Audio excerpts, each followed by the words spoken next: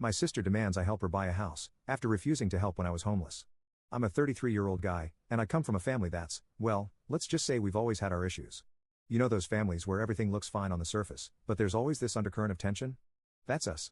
My older sister, Marky, is 37, and for as long as I can remember, things have always been a little off between us. Our parents were the classic strict and frugal type. The kind who believed in teaching us the value of hard work by making us fend for ourselves as soon as we were old enough. We grew up independent, whether we liked it or not. Marky? She always had things figured out. At least that's what everyone thought. Right out of college, she landed a high-paying job in finance. One of those people who always seemed to have it all together, while I struggled to even get by. I wasn't envious at first. We're different people. She's the kind who would talk about investments at family dinners, while I was just happy if I could afford rent for the next month. Our paths couldn't have been more different, but it wasn't until a few years ago that things really started to go downhill between us. See, about 3 years ago, I hit rock bottom. I lost my job. I was working for this small company that ended up going under, and on top of that, I had just gone through a nasty breakup. I had no backup plan, no savings, and no place to go. I ended up homeless for a few months, bouncing between friends' couches and, yeah, even sleeping in my car some nights. It was humiliating, but I was desperate. I needed help. So I swallowed my pride and reached out to Marky. I thought maybe she'd understand. I wasn't asking for much, just a place to crash until I could get back on my feet or maybe a little financial help to tide me over. But Marky wasn't having it. She straight up refused. She told me she had her own life to worry about and couldn't be responsible for my mistakes. That's how she put it. I remember sitting in my car after that call, staring at my phone in disbelief. My own sister, the woman who was living comfortably in her nice apartment with her steady income, couldn't even spare a couch or a few bucks to help me out. It was a tough pill to swallow, but I had no choice but to move on. It wasn't easy, but after months of hard work and a bit of luck, I managed to turn things around. I got a new job, started saving up, and eventually, I was able to get my own place again. Life's been good lately, or at least as good as it can be after everything I've been through. I'm stable now, financially and emotionally, and I've put all that behind me, or so I thought. Fast forward to now. I hadn't spoken to Marky much since that time. Just the occasional family gathering or awkward text exchange. That was until last week when, out of nowhere, I get a message from her. It was casual at first. Just a "Hey, can we talk about something important?" message. I didn't think much of it. Maybe she wanted to catch up, or maybe she had some news to share. I had no idea what was coming. So we get on the phone, and after a few minutes of small talk, she drops the bomb. She tells me that she and her husband are struggling to save up for a house. Apparently, they've found their dream home, but the down payment is out of reach. She starts going on about how difficult it's been for them and how they've tried everything to make it work, but they're still coming up short. At this point, I'm still listening, wondering where this is going. And then, she finally gets to it. She asks if I'd be willing to help. Not just help though, she wants me to co-sign the loan and chip in $15,000 toward the down payment. $15,000. I honestly thought she was joking at first. I mean, this is the same woman who left me hanging when I was homeless. And now she's asking me for a huge favor like it's no big deal. But no, she was dead serious. I was floored. I didn't even know what to say at that moment. I just sat there trying to process the audacity of the whole thing. Marky didn't seem to get why I was hesitating. She kept talking, making it sound like it was just a simple family favor. Something I should be happy to do because, after all, we're family. I could feel the anger building up inside me, but I kept it cool. I told her I needed time to think about it and ended the call. That night I couldn't stop thinking about how messed up the whole situation was. Here I was, just getting my life back together after everything I went through, and now she wants me to risk my financial stability for her. I thought about the nights I spent in my car, the countless times I asked for help, and how she shut me down every single time. And now, suddenly, she's the one in need, and I'm supposed to forget all that? The more I thought about it, the angrier I got. But I wasn't just angry at her, I was angry at myself for even considering it. Why should I help someone who couldn't be bothered to help me when I was at my lowest? I haven't given her an answer yet, but I'm leaning toward a hard no. I know it's going to cause drama in the family, especially with how my parents always side with Marky. But at this point, I have to look out for myself. I'm not going back to being the person who sacrifices everything for someone who never cared to do the same for me. Update 1. So after that first call with Marky, I sat there just staring at my phone for a good while. I couldn't believe what had just happened. Marky, the same woman who didn't lift a finger when I was down and out, was now asking me to co-sign a loan and throw in $15,000 to help her and her husband get their dream home.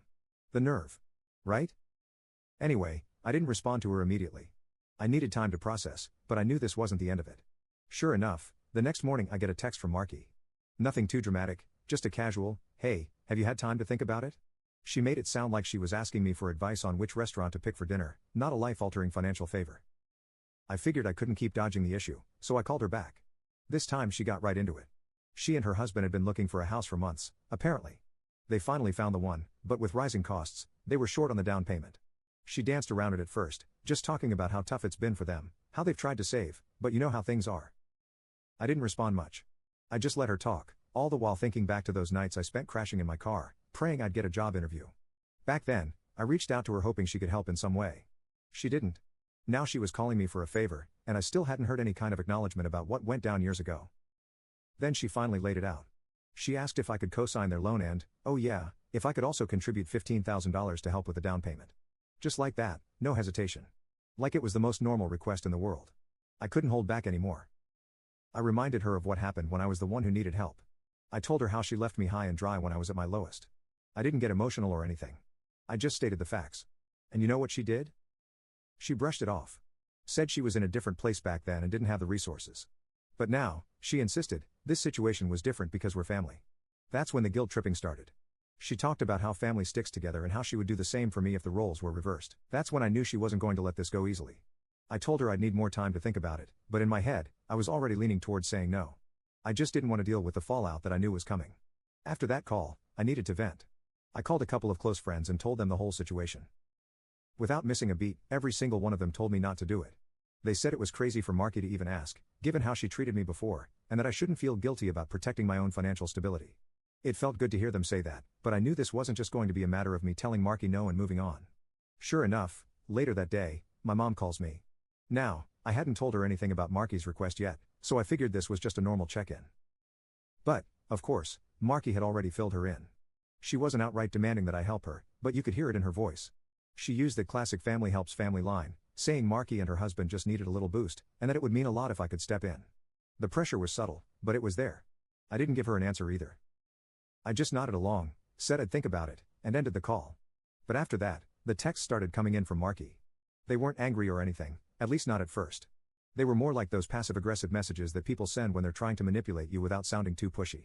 Stuff like, I just thought you'd understand how much this means to us, and I know you'd do the same if you were in my shoes. It was like she was trying to guilt me into saying yes, reminding me over and over again that we were family. As the days went on, I started having flashbacks to when I was homeless. I remembered how desperate I felt, how I just needed a little help, and how alone I was when my own sister wouldn't even give me a place to sleep for a night. The more I thought about it, the angrier I got. I had worked so hard to rebuild my life, and now she was asking me to risk it all for her. I started doing some research on what it really meant to co-sign a loan. Let's just say it's not something you do lightly. If she defaulted, I'd be on the hook for everything. And from what I remembered, Marky wasn't exactly the most responsible person with money. It was a huge risk and one I wasn't sure I was willing to take. A few days later, Marky called again. This time she was more direct. She asked if I'd made a decision and even threw in how upset her husband was that I hadn't jumped at the chance to help. It was like she was trying to make me feel like the bad guy for not immediately offering to bail them out. I didn't give her a final answer right then, but I was getting close. I knew saying no would lead to drama. My family isn't the type to let things go quietly, but I was starting to care less about that. I had to think about my future, and co-signing a loan for someone who didn't help me when I was homeless didn't feel right, no matter how much they tried to guilt trip me. As of now, I'm leaning heavily towards saying no. I just have to figure out how to deal with the inevitable fallout when I do. Update 2. So after a few days of going back and forth with Marky and dealing with the pressure from my mom, I finally made my decision. I told Marky I couldn't help her. I wasn't going to co-sign the loan and I wasn't giving her $15,000. There was no point in dragging it out any longer. I explained that I couldn't risk my own financial future for someone who had left me to fend for myself when I was homeless. It was blunt, but it needed to be said. Marky's reaction was exactly what I expected, explosive. She didn't take it well at all. In fact, she flipped out. She accused me of being selfish, ungrateful, and even threw in some guilt trips about how I owed her for all the time she put up with me growing up. It was wild. She acted like I was the one who'd wronged her, completely ignoring the fact that when I needed help the most, she was nowhere to be found. But of course, it didn't stop there. Marky couldn't just be angry on her own. She had to bring our parents into it. My mom called me not long after, clearly upset. She asked me why I wouldn't help my sister, especially now that I'm doing better. She threw out the usual family helps family line, making it sound like I was being heartless for not stepping in. I told her exactly why. I reminded her how Marky refused to help me when I was homeless, how she said she couldn't be responsible for my mistakes, and how I had to claw my way out of that hole on my own. She didn't want to hear it. To her, that was ancient history. She actually said that. She said I needed to get over it and help Marky because apparently she's always been the golden child and deserves some help after all she's done for the family. I couldn't believe it. It was like the years of struggle I went through didn't even matter. I knew then that my mom was fully on Marky's side in this and nothing I said was going to change her mind. But not everyone in my family was against me. Later that day, my dad gave me a call. Now my dad is usually the quiet, neutral type in these kinds of situations, so I didn't expect much. But he surprised me. He told me he understood where I was coming from and that he was proud of me for standing up for myself. He even admitted that Marky has always been entitled and that this was just another example of her expecting everyone to bail her out. It was honestly a huge relief to hear that at least one person in my family saw things from my perspective. However, things escalated even further. A few days after that, I woke up to my phone blowing up with notifications.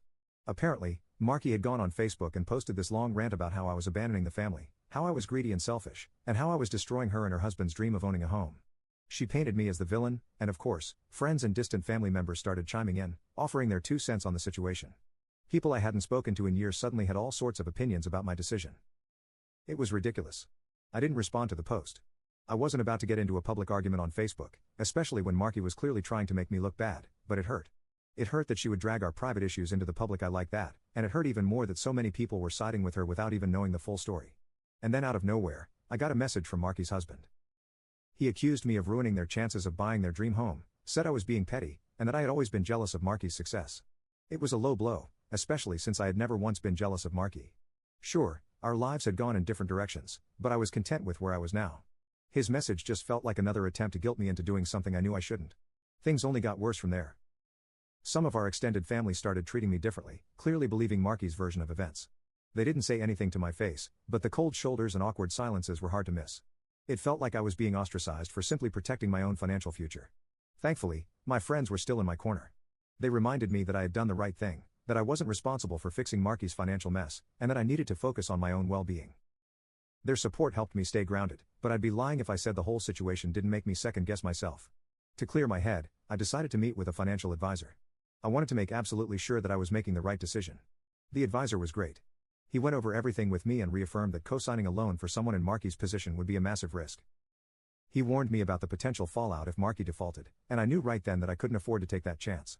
Despite knowing I made the right choice, I still found myself reflecting on our family dynamic.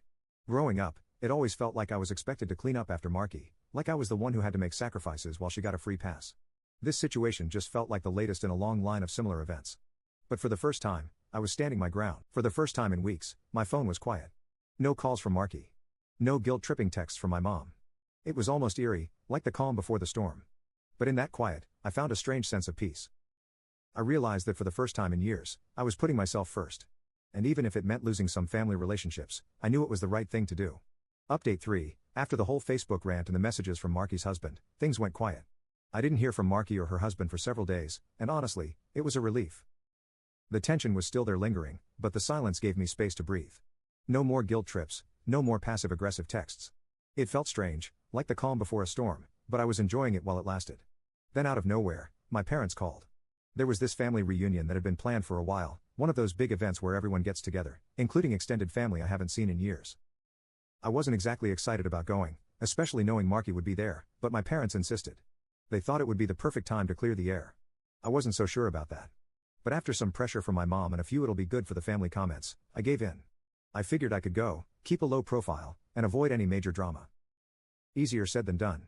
The day of the reunion came, and as soon as I walked in, I could feel the tension. The room was full of familiar faces, cousins, aunts, uncles, but all I could think about was Marky. Sure enough, it didn't take long for her to find me. She walked straight up to me, not caring who was around, and immediately started in on me. In front of everyone, Marky loudly accused me of turning my back on family. She demanded to know why I wouldn't help her when she needed it. She was playing the victim, making it seem like I was the bad guy for not co-signing her loan and giving her money. She kept saying things like, "We're family, we're supposed to stick together," and made it sound like I was heartless for saying no. At first, I just stood there letting her rant, but then something inside me snapped. I'd had enough. I wasn't going to let her humiliate me in front of everyone. So I calmly told my side of the story. I explained right there in front of everyone how Marky refused to help me when I was homeless. I reminded her, and the whole room, that when I was at my lowest point, she didn't care. She had her comfortable life and left me to fend for myself. And now, years later, she was expecting me to risk my financial stability for her. It was unbelievable. The room went silent for a moment. I could feel the tension in the air as people started to process what I had said. And then, just like that, the family split into 2 camps. Some people backed me up, saying that I was right to stand my ground and that family shouldn't take advantage of each other. Others, mostly the older relatives, started saying things like, family should forgive and forget, and that I needed to let go of the past. Marky couldn't handle it. She stormed out of the reunion, making a huge scene as she left. She yelled something about how I was ruining the family and how I was selfish for not helping her. Her husband followed her out, shooting me a nasty glare as they walked out the door. Once they were gone, a few cousins and aunts came up to me, quietly thanking me for standing up to Marky. Apparently, I wasn't the only one who had issues with her. They told me stories about how she had been manipulative and entitled for years, always expecting things to go her way. It was eye-opening to hear that I wasn't alone in this. But of course, the drama wasn't over. Later that night, my phone blew up with messages in the family group chat. Marky was still ranting, sending long paragraphs about how I was abandoning the family and how I was the reason she and her husband couldn't buy their dream home. My mom chimed in too, sending passive-aggressive messages about how I needed to make things right and apologize. I held my ground though. I wasn't about to back down, no matter how much pressure they put on me. I repeated what I had said earlier, that it wasn't fair for Marky to expect my help now when she didn't care about my struggles back then. But I'll admit, it wasn't easy. The constant messages, the family drama, it was all starting to wear me down. At the reunion, my dad pulled me aside and dropped another bombshell. He told me that Marky and her husband were in far worse financial shape than they were letting on. They weren't just short on the down payment for the house, they were drowning in debt. The house was a last-ditch effort to stabilize their finances, but it was a risky move. Hearing that made me feel conflicted again. Part of me felt bad, knowing how bad things were for Marky. But then I remembered my own struggle, the months I spent homeless, and how Marky didn't lift a finger to help. It was hard to shake that memory, no matter how much guilt I felt. Thankfully, my friends continued to support me. They reminded me that Marky's financial mess was of her own making, and that helping her now would only enable her poor decisions. They stressed that it wasn't my responsibility to fix her mistakes, and deep down I knew they were right. But the emotional toll of it all was starting to hit me. The constant guilt-tripping, the family drama, it was exhausting. I felt drained mentally and emotionally, so I decided to start seeing a therapist. I needed help processing all the guilt and manipulation I was dealing with from my family. The therapist was great. She reinforced that I had every right to protect my own financial future, especially given Marky's past actions. Just when I thought things were starting to settle down, Marky texted me again. This time she didn't ask for money. She asked if I could at least talk to the bank and vouch for her. She insisted this was her last chance to get the house, and she was desperate. It felt like a never-ending cycle, and I knew that whatever decision I made next would come with even more fallout. Update 4. After Marky's last desperate text asking me to vouch for her at the bank, I knew I had to be clear and firm once and for all. I couldn't drag this out any longer and I definitely wasn't going to get sucked into another guilt trip. So I sent her a short, direct response. I told her flat out that I wasn't going to vouch for her, lend her money, or co-sign anything. I made it clear that this conversation was over and I wouldn't be changing my mind. It didn't take long for Marky to respond. This time she didn't try to manipulate me with guilt or subtle hints. No, she went straight for the jugular. She sent me an ultimatum: if you don't help me, you're no longer my sister.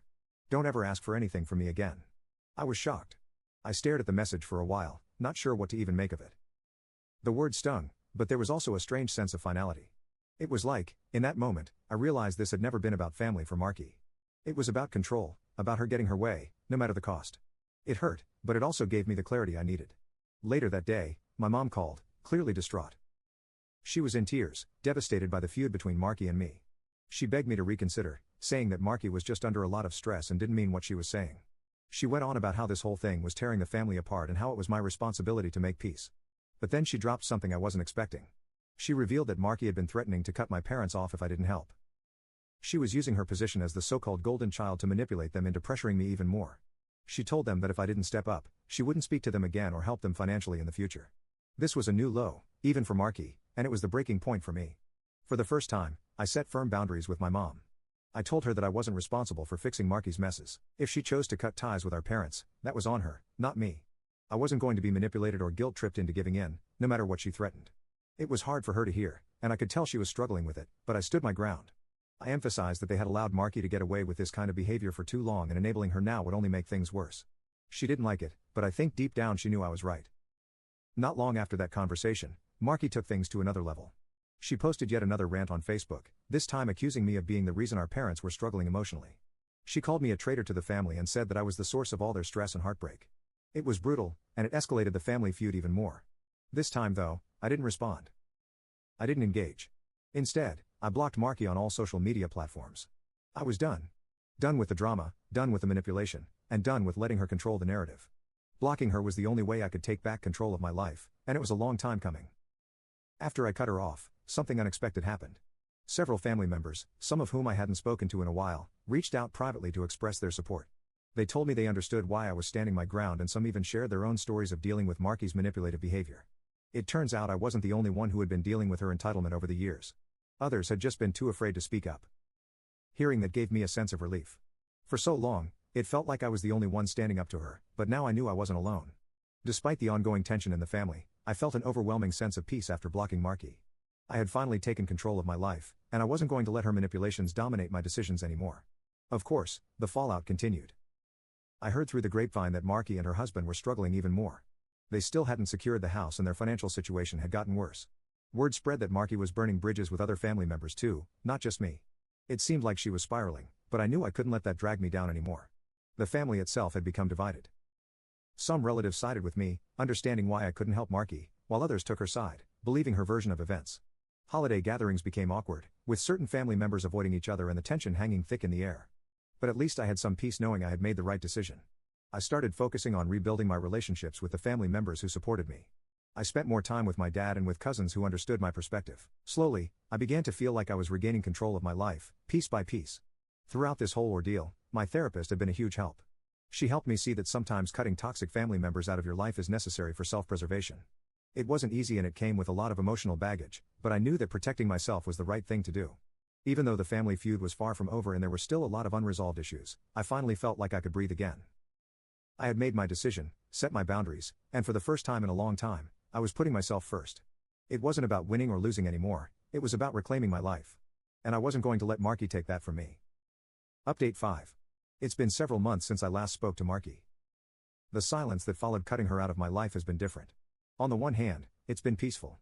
I no longer wake up to messages filled with guilt trips, passive-aggressive comments, or demands for help. On the other hand, it's been a little challenging. It's strange to realize that a huge chunk of the family drama I was used to dealing with is suddenly gone. For the first time in a long time, I can focus on myself without the constant conflict hanging over my head. Family dynamics have definitely shifted in the aftermath. I've become closer to certain relatives, people who understand why I made the choices I did. My dad, for one, has been more supportive than ever. We talk more now and our relationship has grown stronger. He even told me he's proud of the way I've handled everything, which coming from him means a lot. My mom, on the other hand, is still conflicted. She's always had a soft spot for Marky, and I get it. She's been trying to convince me to reconcile with her, saying that family is family and that we shouldn't let things like this tear us apart. But I've stayed firm in my decision. I've explained to her again and again that this isn't about holding a grudge, it's about protecting my own well-being. I think she's starting to understand that even though it's hard for her to fully accept. As for Marky, well, things haven't been going well for her. Word has it that she and her husband were unable to secure the house they were so desperate for. Rumors have been floating around that they had to move into a much smaller rental and their financial troubles are only getting worse. Despite all of that, Marky has continued to blame me for her problems. She's been telling anyone who will listen that I'm the reason they couldn't buy their dream home, painting herself as the victim in this whole mess. It's frustrating, but at the same time, it's not surprising. What has surprised me is how much I've grown from this experience. For the first time, I've learned to prioritize my own well-being without feeling guilty about it. Setting boundaries with family is never easy, but I've realized that it's necessary. I've spent too much of my life bending over backward for people who wouldn't do the same for me. This situation with Marky was the breaking point, and it's made me stronger in ways I didn't expect. Now that I'm in a more stable place financially, I've started thinking about new opportunities. I've even started saving for a home of my own, which feels surreal considering how things were a few years ago when I was homeless. Back then, buying a house seemed impossible, but now it's something I can realistically aim for. It's a huge step forward, and I'm excited about what the future holds. My therapist has been a big part of helping me through all of this. She's been guiding me as I navigate the family guilt and the emotional manipulation that's been weighing me down for years. Through therapy, I've started to see my value beyond what my family expects of me. I'm learning that it's okay to set boundaries, even if it means upsetting people. In the end, I have to take care of myself first. Then, out of the blue, something unexpected happened. I received a message from Marky's husband. He apologized for everything, for his behavior, for Marky's behavior, and for how they both treated me during the whole ordeal. He admitted that their financial situation was far worse than I ever knew and that they had been desperate for anyone to help. He said he understood now why I couldn't step in and that he was sorry for how things had turned out. I'll be honest, it caught me off guard. Despite everything, I felt a twinge of compassion for him. I could understand the pressure of being in a bad financial situation, and I didn't doubt that he had been trying to make things work any way he could. But as much as I sympathized with him, I knew that getting involved again would only bring more drama. So I chose not to engage. I appreciated the apology, but I had moved on, and I wasn't about to go back down that road. Throughout all of this, my friendships have become stronger than ever. My friends supported me through every step of this ordeal, and I've come to value those relationships even more now. They've been my anchor through the storm, and I know I'm lucky to have such a solid group of people in my life. As for my future plans, I've started thinking about more than just buying a house. I've been looking into traveling, seeing more of the world, and continuing to build the life I've fought so hard to create. It's strange to think about how far I've come from those days of couch surfing and scrambling to make ends meet. But I'm here now, and I'm determined to make the most of it. Things with my family are still a bit up in the air. My mom is slowly starting to respect the boundaries I've set, and my dad has been more supportive than ever. We've been spending more time together, and I think he's starting to see that this whole situation has only made me stronger. Then, in a final twist, I got one last message from Marky. She asked for forgiveness and for a chance to make things right. She claimed she had learned from her mistakes and wanted to patch things up. I read the message a few times before deciding not to respond. After everything that's happened, I don't think anything she says will change the core of who she is. I've moved on, and I'm not looking back. For now, I'm focused on my future, and I'm finally at peace.